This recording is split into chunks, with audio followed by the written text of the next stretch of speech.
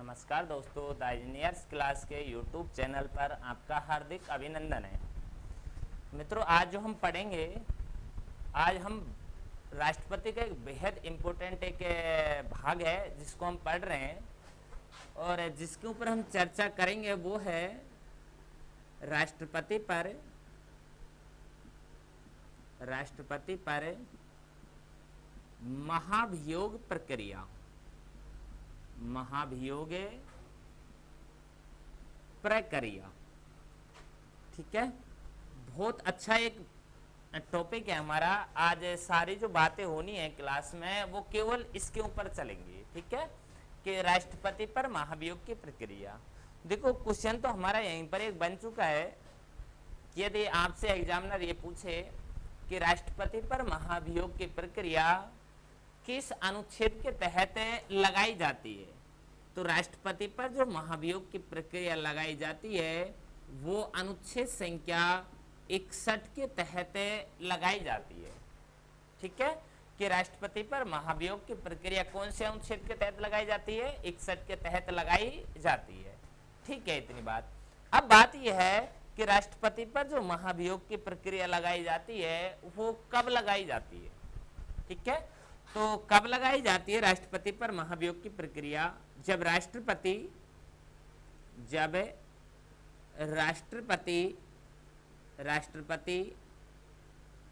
संविधान का उल्लंघन करे या कदाचार का दोषी पाया जाए,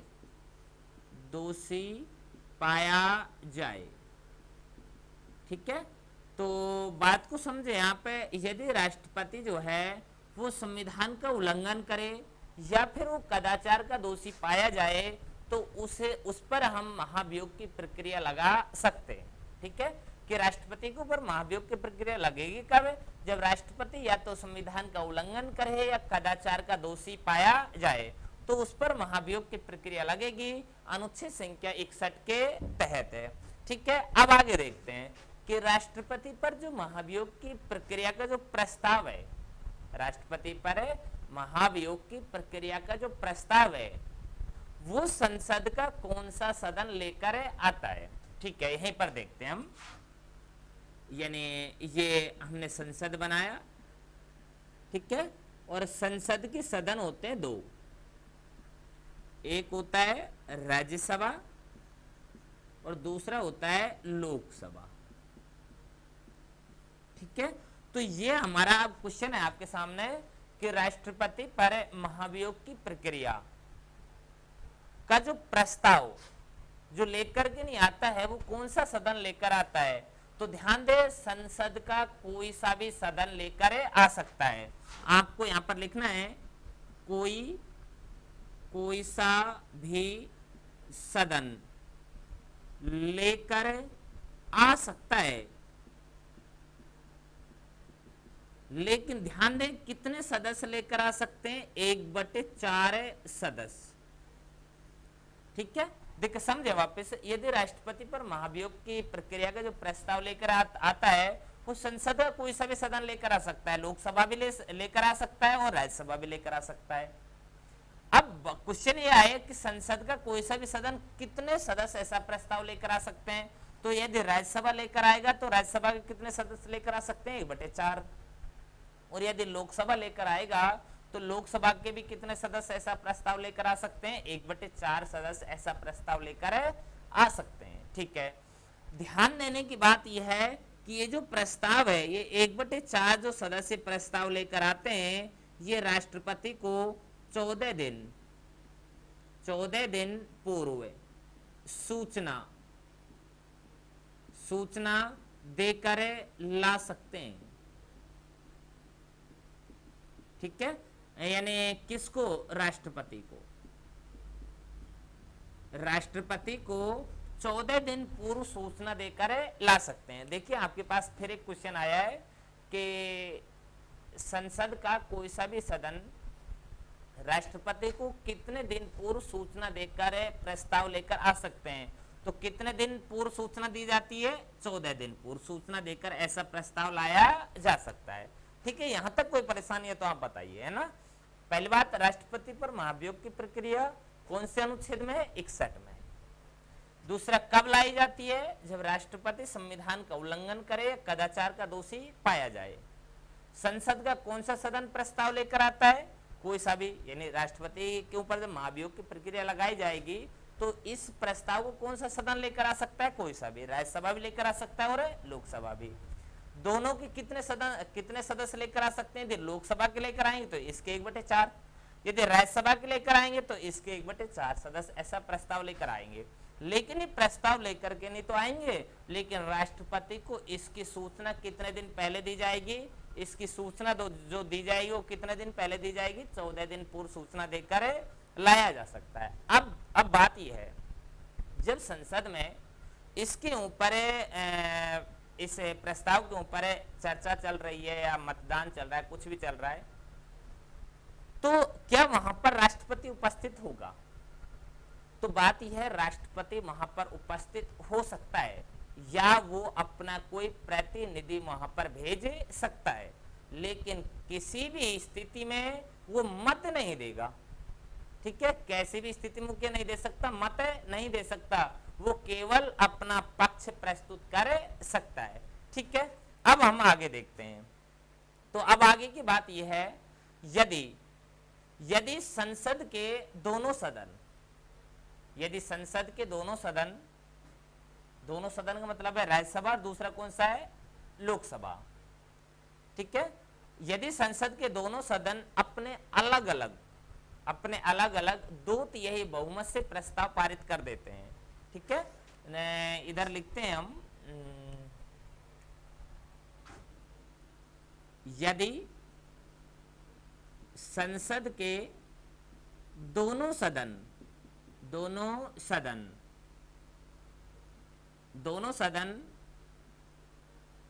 अलग अलग 2/3 बहुमत से प्रस्ताव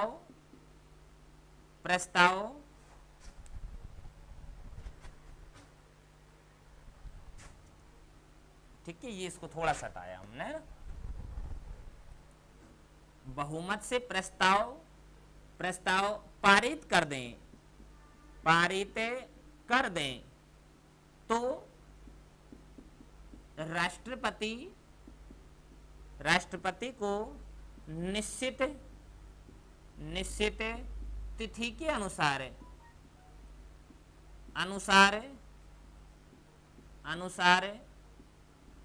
पद छोड़ना पड़ेगा।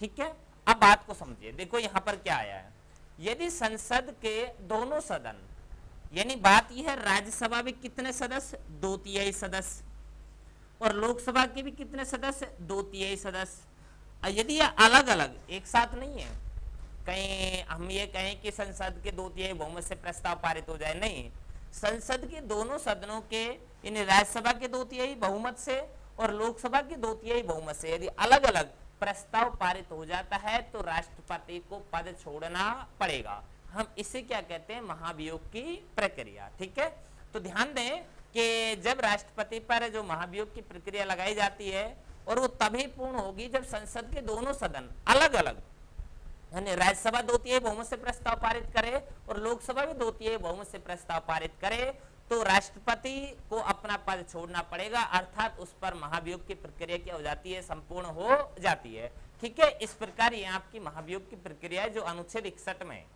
ठीक है, एक बार वापस देखें आप, महाभियोग की प्रक्रिया 61 में कब लगती है? जब राष्ट्रपति संविधान का उल्लंघन करे या कदाचार का दोषी पाया जाए। अच्छा, राष्ट्रपति पर महाभियोग की प्रक्रिया का जो प्रस्ताव कौन सा सदन लेकर आ सकता है? कोई सा भी सदन लेकर आ सकता है, राज्यसभा भी लेकर आ सकता है और लोकसभा भी। राज्यसभा लेकर आएगा, कितने सदस्य लेकर आएंगे? 1/4 सदस्य। लोकसभा के लेकर आएंगे, कितने लेकर आएंगे? 1/4 सदस्य। ठीक है, लेकिन इसकी सूचना राष्ट्रपति को कितने दिन पहले दी जाएगी? 14 दिन पहले दी जाएगी। जब इस प्रक्रिया को, ये प्रक्रिया चलती है तो उसमें राष्ट्रपति स्वयं आ सकता है लेकिन मतदान में भाग नहीं लेगा, वो अपना पक्ष प्रस्तुत कर सकता है। यदि संसद के दोनों सदन अलग अलग, ध्यान दें ये अलग अलग है ना, यदि संसद के दोनों सदन अलग अलग 2/3 बहुमत से प्रस्ताव पारित कर देते हैं तो राष्ट्रपति को पद छोड़ना पड़ेगा, अर्थात उस पर महाभियोग की प्रक्रिया पूरी हो गई। ठीक है, ये महाभियोग की प्रक्रिया है। तो यहां तक कोई परेशानी होनी नहीं चाहिए, है ना। आप इसका एक बार स्क्रीनशॉट लें, फिर आगे पढ़ते हैं। ठीक है, ये महाभियोग की प्रक्रिया है। अब देखते हैं हम आगे होता क्या है कि महाभियोग की प्रक्रिया जो है उसमें आगे क्या होता है। अब बात यह है कि राष्ट्रपति पर जो महाभियोग की प्रक्रिया हमने लगाई है, क्या ये न्यायिक है? जो हमने राष्ट्रपति पर महाभियोग की प्रक्रिया लगाई है, क्या ये न्यायिक है? एक विवाद उठा कि राष्ट्रपति पर जो महाभियोग की प्रक्रिया लगाई है, क्या ये न्यायिक है? तो ध्यान दें, राष्ट्रपति पर जो महाभियोग की प्रक्रिया है ये अर्ध न्यायिक है, अर्ध न्यायिक प्रक्रिया है। ठीक है, ये प्रक्रिया कैसी है? अर्ध न्यायिक प्रक्रिया है। अब ये अर्ध न्यायिक प्रक्रिया कैसे है, ये समझने की बात है। हम अक्सर ये देख लेते हैं कि राष्ट्रपति पर महाभियोग की प्रक्रिया एक अर्ध न्यायिक प्रक्रिया है, पूरा हुआ नहीं। आपको समझना है कि अर्ध न्यायिक प्रक्रिया क्यों है। तो इस संदर्भ में यदि हम देखें तो 2 बातें आती हैं। कितनी बातें आती हैं? 2 बातें आती हैं। नंबर फर्स्ट देखें आप, राष्ट्रपति पर जो महाभियोग की प्रक्रिया लगाई है कैसी है? अर्ध न्यायिक प्रक्रिया है। तो इसमें पहली बात देखो आप, सबसे पहले हम देखें कि इसमें यानी महाभियोग की प्रक्रिया में संसद के सभी सदस्यों ने भाग लिया। अर्थात कहने की बात यह है, निर्वाचित प्लस मनोनीत। ठीक है, तो यहां पर आप देखें कि यहां पर जो भाग लिया है, संसद के सभी सदस्यों ने भाग लिया, निर्वाचितों ने भी भाग लिया और मनोनीतों ने भी भाग लिया। जबकि यदि आपको याद है कि राष्ट्रपति जो है, राष्ट्रपति का जब चुनाव हुआ, हमने अनुच्छेद 54 को जब पढ़ा राष्ट्रपति के निर्वाचन में, तो वहां पर केवल इन्होंने भाग लिया था, निर्वाचितों ने, यानी मनोनीतों ने भाग नहीं लिया। और अब जब राष्ट्रपति पर महाभियोग की प्रक्रिया लगी है तो इसमें निर्वाचितों ने भी भाग लिया है और मनोनीतों ने भी भाग लिया है। ठीक है, ध्यान देना कि राष्ट्रपति के निर्वाचन में तो केवल संसद के निर्वाचित सदस्य भाग लेते हैं, जबकि राष्ट्रपति पर महाभियोग की प्रक्रिया में संसद के निर्वाचित सदस्य भाग लेते हैं और मनोनीत सदस्य भी भाग लेते हैं। पहली बात तो ये हुई।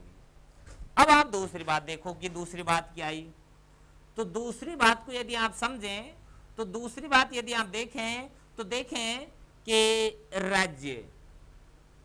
राज्यों प्लस केंद्र शासित प्रदेशों की विधानसभा के सदस्यों ने भाग नहीं लिया। जबकि यदि आप देखें तो विधानसभा के सदस्यों ने राष्ट्रपति के निर्वाचन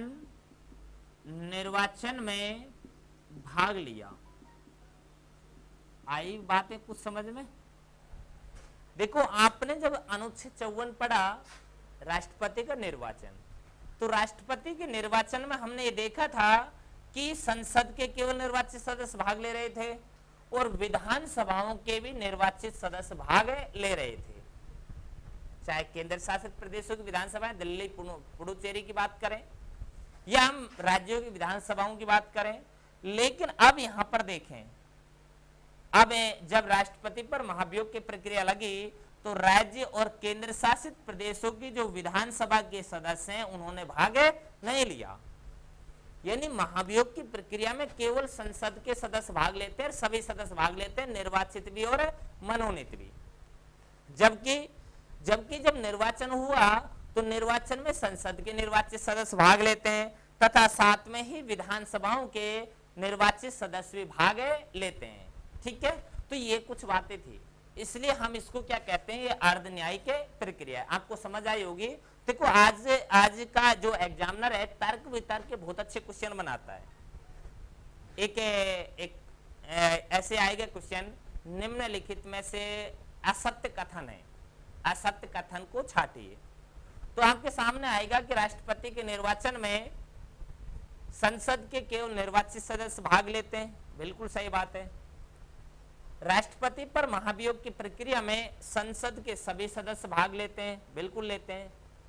एक आपके सामने आएगा राष्ट्रपति पर महाभियोग की प्रक्रिया में संसद प्लस राज्यों की विधानसभाओं के सदस्य भाग लेते हैं, तो ये भाग नहीं लेते। यानी कि केवल और केवल कौन सदस्य भाग लेते हैं, संसद के सदस्य भाग लेते हैं, विधानसभाओं के सदस्य भाग नहीं लेते। हम इसे क्या कहते हैं, अर्ध न्यायिक प्रक्रिया। ठीक है, यहां तक कोई परेशानी हो तो बताइए आप, है ना, स्क्रीनशॉट ले सकते हैं आप। फिर आगे बात करते हैं। देखिए अभी आगे बहुत अच्छा एक अनुच्छेद आ रहा है। अनुच्छेद की दृष्टि से महत्वपूर्ण हो या ना हो, उसके अंतर्गत जो कॉन्सेप्ट हैं, जो बातें हैं, वो बड़ी अच्छी है। तो आपने अनुच्छेद 61 भी पढ़ लिया है। ठीक है, तो अब देखें अनुच्छेद कौन सा आएगा। अनुच्छेद संख्या 62। कौन सा अनुच्छेद आया है, 62। देखो अनुच्छेद 62 क्या कह रहा है। यदि राष्ट्रपति, अच्छा थोड़ा सा मैं आपसे क्वेश्चन करूं, यदि राष्ट्रपति अनुपस्थित है, राष्ट्रपति की मृत्यु हो जाए या वो पद त्याग दे, तो उसकी अनुपस्थिति में उसके कार्यों को कौन संभालेगा या उसके पद का निर्वहन कौन करेगा। तो आप जवाब दें कि कौन करेगा। तो यहां पर हमारा हम जो पढ़ रहे हैं वो ये है कि राष्ट्रपति की अनुपस्थिति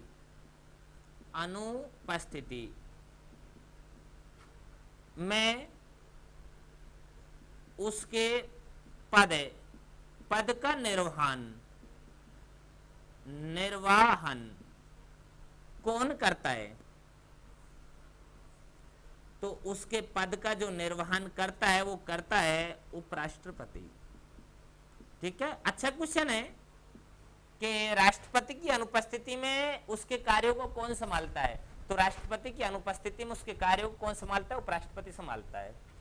अब मान लीजिए उपराष्ट्रपति है वो भी अनुपस्थित है, अनुपस्थिति, तो इसकी अनुपस्थिति में इसके कार्यों को कौन संभालता है, सुप्रीम कोर्ट का मुख्य न्यायाधीश, सुप्रीम कोर्ट का मुख्य न्यायाधीश CJI। ठीक है, सुप्रीम कोर्ट का मुख्य न्यायाधीश संभालता है। यानी राष्ट्रपति की अनुपस्थिति में उसके कार्यों को कौन संभालेगा, उपराष्ट्रपति, और उपराष्ट्रपति की अनुपस्थिति में उसके कार्यों को कौन संभालेगा, सुप्रीम कोर्ट का मुख्य न्यायाधीश। देखिए स्टूडेंट्स, बात यह है, ऐसी स्थिति हमारे देश में एक बार बनी थी। यदि आपने कभी पढ़ा है अनुच्छेद 1969, तो 1969 में हमारे तत्काल जो राष्ट्रपति थे वो थे जाकिर हुसैन जी। ठीक है, तो जाकिर हुसैन जी की क्या हो गई थी, मृत्यु हो गई। कि जो हमारे राष्ट्रपति जाकिर हुसैन जी हैं उनकी 1969 में क्या हो गई थी, मृत्यु हो गई। तो यदि राष्ट्रपति की मृत्यु हो जाए या वो पद से त्यागपत्र दे दे, तो उसकी अनुपस्थिति में उसके कार्यों को कौन संभालता है, उपराष्ट्रपति संभालता है। तो चलिए अब इनके कार्यों को संभाला किसने था, इनके कार्यों को संभाला था वीवी गिरी ने। किसने संभाला था, वीवी गिरी ने। अब देखो ये आगे क्या कह रहा है, यदि उपराष्ट्रपति की भी मृत्यु हो जाए, वो स्वेच्छा से पद त्याग दे, तो उसके कार्यों को कौन संभालता है? सुप्रीम कोर्ट का मुख्य न्यायाधीश। तो हुआ ये, जो ये वीवी गिरी जी हैं, ये राष्ट्रपति के चुनाव के लिए जा रहे हैं, तो इन्होंने अपना पद त्याग दिया।